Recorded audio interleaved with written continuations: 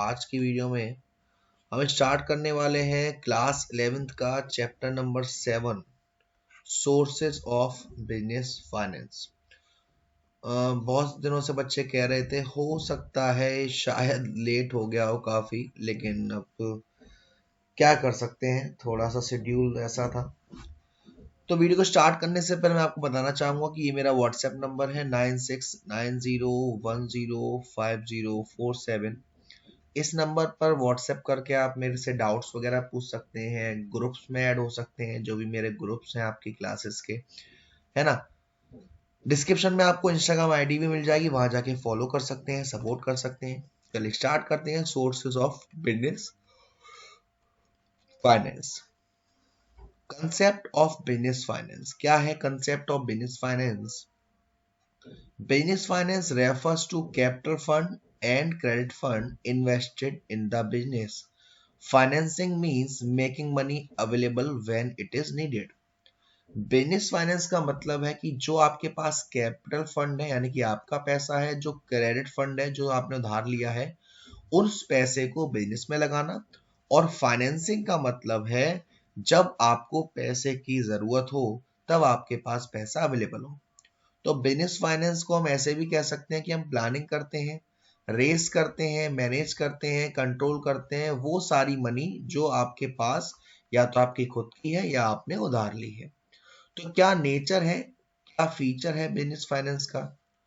No one can start a business or run an enterprise without adequate fund. जाहिर सी बात है, कोई भी इंसान बिजनेस को स्टार्ट नहीं कर सकता, चला नहीं सकता जब तक उसके पास उतना पैसा नहीं है जितने की जरूरत है। Every business requires some money to start which is called initial capital.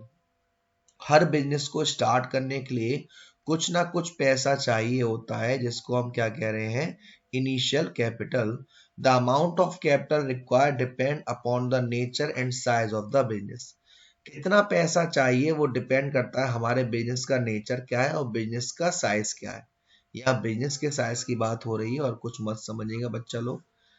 चलिए, business enterprise requires capital and finance for the following purposes. जो बिजनेसमैन होते हैं उन लोगों को इस पर्पस के लिए फाइनेंस की जरूरत पड़ती है। Point number 1, while starting a business, finance is required to procure fixed assets and also for meeting day-to-day expenses.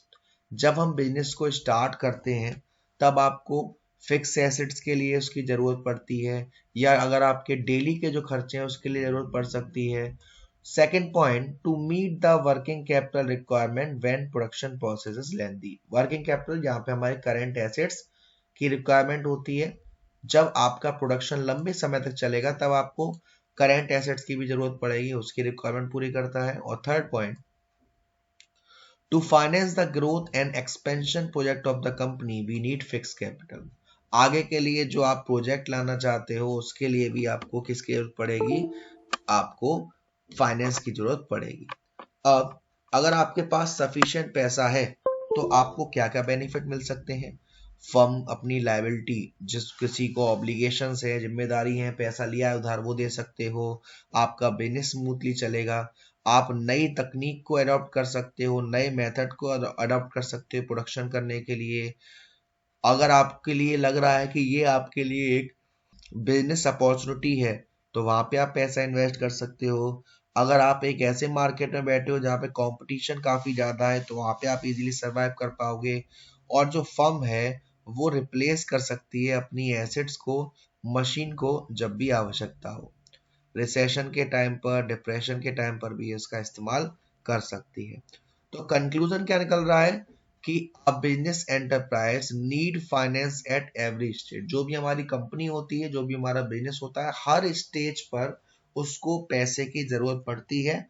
और it must be available in an adequate amount at the right time for smooth functioning of an enterprises. और जब हमें पैसे की आवश्यकता है तब आपके पास पैसा अवेलेबल होना चाहिए। In short we can say that finance is the life blood of a business. तो हम शॉर्ट फॉर्म में कह सकते हैं कि जो फाइनेंस है वो लाइफ ब्लड है हमारे बिजनेस का। तो बेसिकली दो सोर्सेज होते हैं हमारे पास पैसे आने के। एक होता है हमारे पास ओनर्स फंड और एक होता है हमारे पास बोरोड फंड। इन दो सोर्सेज से हम पैसा इकट्ठा करते हैं।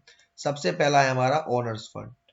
Owners fund refer to the fund contributed by owner as well as the accumulated profit of the company।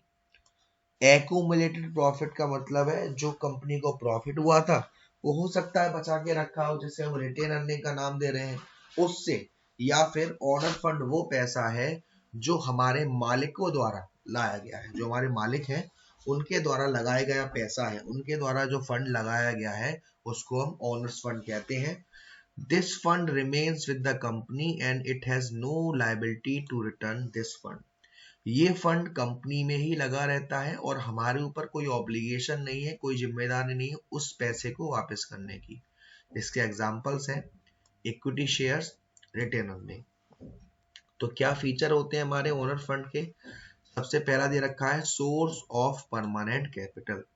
The owner's fund remains permanently invested in the business, it is not refundable like loan और borrowed fund. जो owner fund होते हैं वो business में permanently invest कर दिए जाते हैं, ये आपको रिफंड नहीं करने, क्योंकि ये कोई लोन नहीं है और ना ही ये कोई बोरोड फंड है। A large part of owner fund is used for acquiring fix assets. जो ज्यादा से ज्यादा ओनर फंड का पैसा होता है वो फिक्स एसेट्स को खरीदने में लिया लगाया जाता है। This type of finance is available for all purposes through out the life of a business. इस पैसे को आप किसी भी काम में लगा सकते हो। Second, provision of risk capital. The owner fund is also known as the risk capital of the business, as the return on this capital depends upon the rate of earning of the company। ये जो owner fund है इसको हम risk capital भी कहते हैं, क्योंकि इसमें कितना पैसा आपको आएगा, कितनी ब्याज मिलेगी, वो टोटल डिपेंड करता है आपकी कंपनी की अर्निंग की रेट पर। In case company is incurring loss, then it is not compulsory to pay any return on owners fund। अगर आपकी कंपनी घाटे में जा रही है तो ओनर्स फंड को आपको कुछ भी देने की जरूरत नहीं है। और if loss continue, owner may be unable to recover even their original investment. और अगर घाटा होता जाएगा तो हो सकता है जिस ओनर ने जितना पैसा लगाया था उतना पैसा भी उसे ना मिल पाए।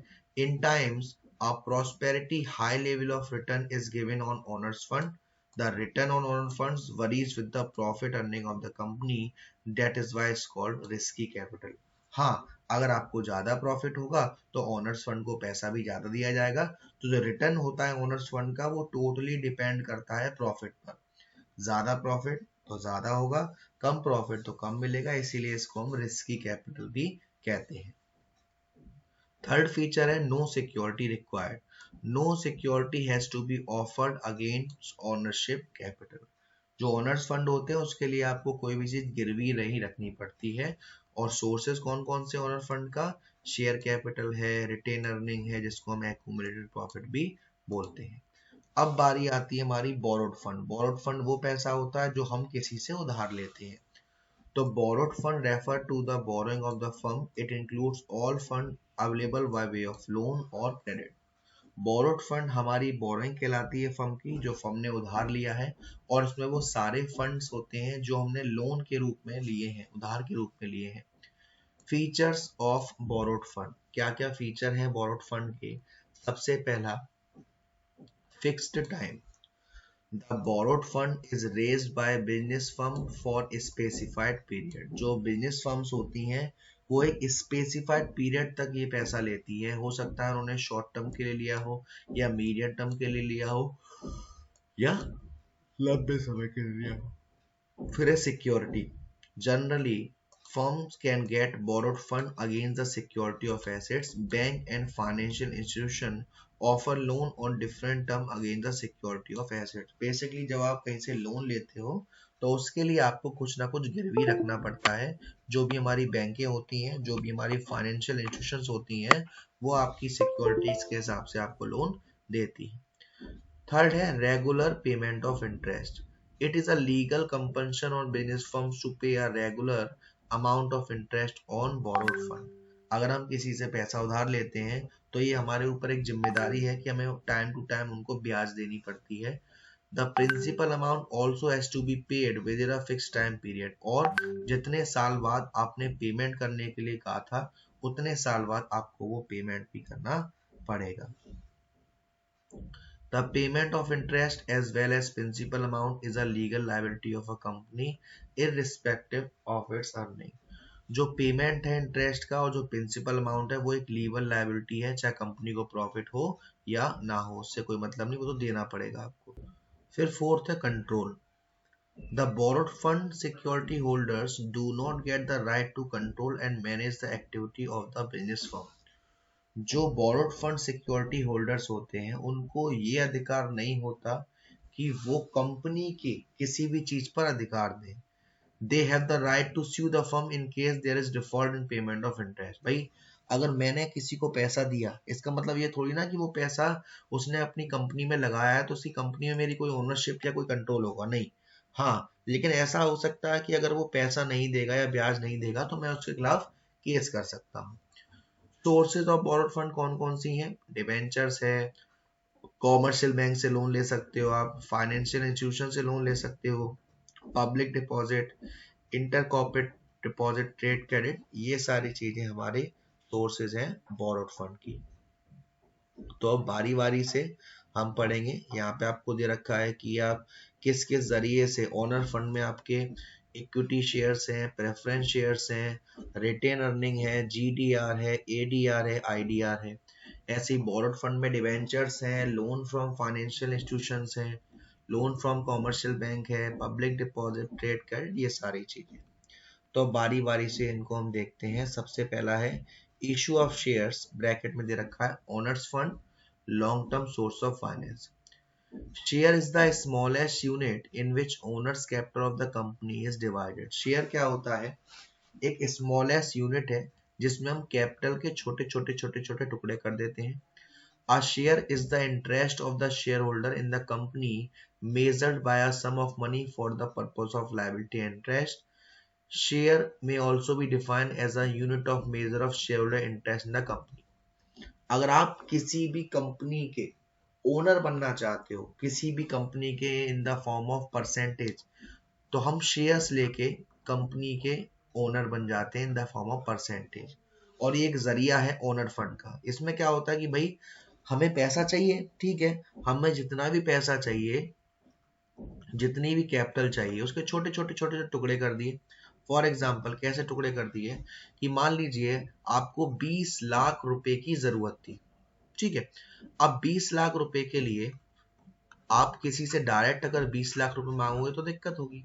हमने क्या करा, इस 20 लाख के हमने 20,000 टुकड़े कर दिए और एक टुकड़े की कीमत रख दी 100 रुपए।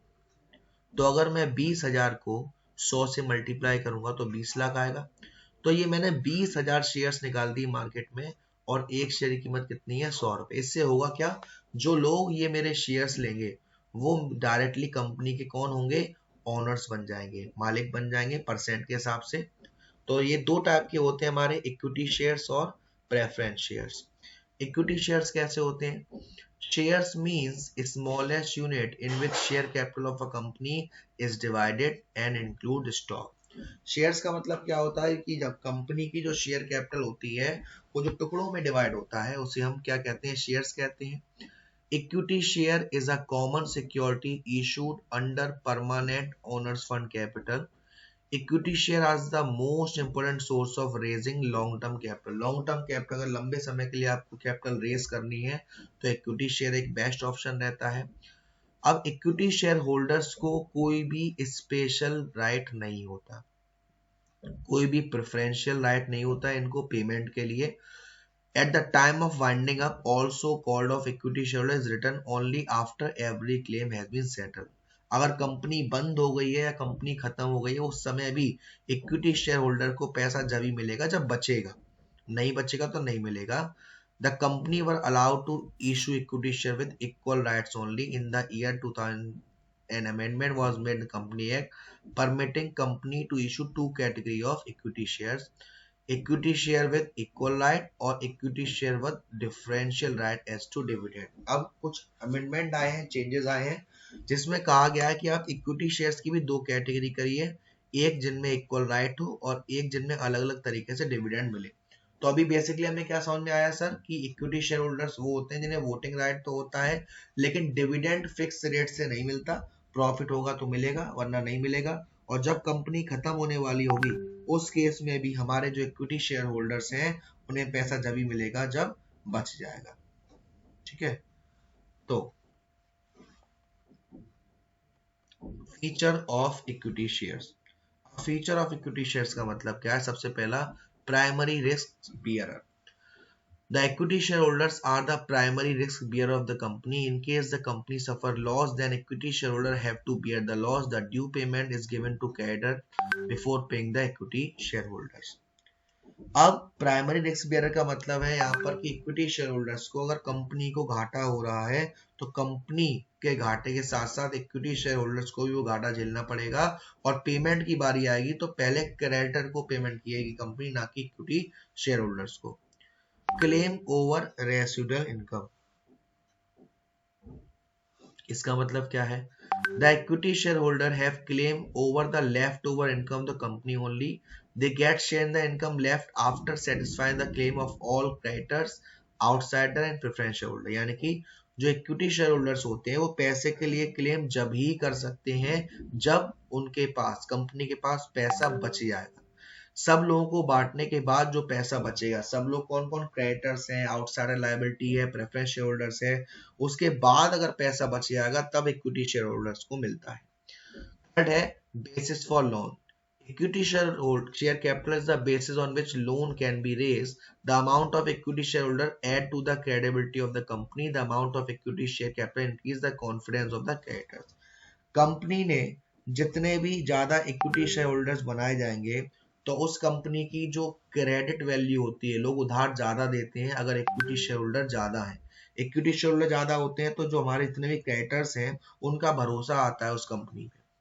Control, equity share holders have control over the activity of the company. जो भी कंपनी एक्टिविटी कर रही है उस पर कंट्रोल होता है इक्विटी शेयर होल्डर्स का, क्योंकि इक्विटी शेयर होल्डर्स के पास वोटिंग राइट होता है। Equity share holders cast vote to select the board of director who control and manage the affairs of the company. Equity share holders को ये right भी होता है कि वो सिलेक्ट कर सके, वोट दे सके बोर्ड ऑफ डायरेक्टर जो बनना चाहता है और जो हमारी कंपनी के सारी चीज संभालेगा।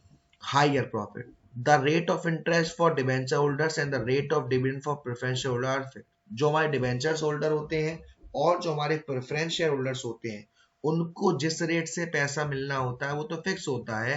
Eight the time of profit the debenture holder and preference share holders get fixed income only but equity share holder enjoy a higher profit. अगर ज्यादा प्रॉफिट होगा तो डिबेंचर होल्डर्स को उतनी ही ब्याज मिलेगी जो फिक्स है और प्रेफरेंस शेयर होल्डर्स को भी उतनी ही ब्याज मिलेगी जो फिक्स है। लेकिन अगर ज्यादा प्रॉफिट होगा तो इक्विटी शेयर होल्डर्स को ज्यादा पैसा मिलेगा, कम होगा तो कम मिलेगा। फिर है preemptive right. Preemptive right का मतलब क्या है? The equity share holders are given preemptive right by the provision of the company act. इस राइट के अनुसार जब भी कंपनी नए शेयर्स को इशू करेगी, न्यू इक्विटी शेयर्स को इशू करेगी, तो जो उनके पुराने एग्जिस्टिंग शेयर होल्डर्स हैं पहले उनको ऑप्शन देगी। अगर एग्जिस्टिंग शेयर होल्डर मना कर देंगे न्यू इशू को लेने से, उसके बाद कंपनी जनरल पब्लिक में उसको इशू करेगी। फिर है permanent capital. Equity shareholders provide the permanent fund of a company. There is no fixed commitment to return the money or pay a fixed rate of dividend. Equity share holders एक permanent fund देते हैं company को और इसके लिए भी हमें कोई कमिटमेंट नहीं करना पैसा लौटाने का, ना ही हमें कोई फिक्स रेट से डिविडेंड देना है। अब बारी आती है हमारे दूसरे टाइप के शेयर होल्डर्स की जिसे हम कहते हैं प्रेफरेंस शेयर्स। प्रेफरेंस शेयर्स जिनको फिक्स रेट से डिविडेंड मिलता है, ठीक है ना, और जिनको पेमेंट किया जाएगा जब कंपनी बंद होने वाली होगी, है ना। तो फीचर्स क्या है हमारे प्रेफरेंस शेयर्स के? सबसे पहला है फिक्स रेट से डिविडेंड मिलता है। Preference share holders get a fix rate of dividend before paying dividend to equity share holders. Equity share holders को डिविडेंड देने से पहले प्रेफरेंस शेयर होल्डर्स को डिविडेंड मिलेगा, वो भी फिक्स रेट से मिलता है। No security, company do not offer any security against preference share. The preference share capital is a part of the owner fund capital. Company को इसके लिए कुछ गिरवी नहीं रखना पड़ता और ये भी एक ओनर फंड का पार्ट है। Voting right, preference share holders को वैसे कोई वोटिंग राइट नहीं होता है, लेकिन अगर उन्हें 2 साल या 2 साल से ज्यादा डिविडेंड नहीं मिला है, उस कंडीशन में प्रेफरेंस शेयर होल्डर्स को भी वोटिंग राइट मिल जाता है। Hybrid security, preference shares are called hybrid security as these shares have the feature of equity share as well as feature of debentures। Preference share holders को hybrid security भी कहते हैं क्योंकि इसमें इक्विटी शेयर्स के भी फीचर होते हैं और डिवेंचर के भी फीचर्स होते हैं। इक्विटी शेयर्स की तरह प्रेफरेंस शेयर्स होल्डर को भी डिविडेंड मिलेगा जब कंपनी को प्रॉफिट होगा, और डिवेंचर्स की तरह फिक्स रेट से रिटर्न मिलेगा। अब help to collect large amount of fund, preference share help to collect a huge amount of fund because cautious investor and financial institution prefer to invest in preference share of a company। preference share attract more public due to fixed rate of return। Preference shares की तरफ लोग ज्यादा भागते हैं क्योंकि हर किसी इंसान को चाहिए कि उनको फिक्स रेट से पैसा मिलता रहे, और प्रेफरेंस शेयर्स ये उनको फीचर प्रोवाइड करते हैं। No fixed liability. Dividend to preference shareholder is paid only when the company is earning profit. During loss period, there is no fixed liability to pay dividend as in the case of loan and borrowing। अगर company को घाटा हो रहा है, उस case में कोई dividend नहीं दिया जाएगा। जैसे अगर लोन लिया है या बोरोइंग लिया है तो ब्याज देनी पड़ती है, लेकिन अगर आपको घाटा हो रहा है उस केस में हम प्रेफरेंस शेयर होल्डर्स को किसी भी रेट का डिविडेंड नहीं देंगे। तो आज की वीडियो में इतना ही। अभी हमने हमारी 2 चीज देखी, source of business finance, owner fund, borrowed fund और इक्विटी शेयर और प्रेफरेंस शेयर्स। इसके आगे हम नेक्स्ट पार्ट में पढ़ेंगे। तो वीडियो पसंद आई हो, वीडियो को लाइक जरूर करेगा, शेयर जरूर करेगा। अब तक चैनल को सब्सक्राइब नहीं किया है तो प्लीज सब्सक्राइब कर दीजिएगा। Thank you so much, love you all.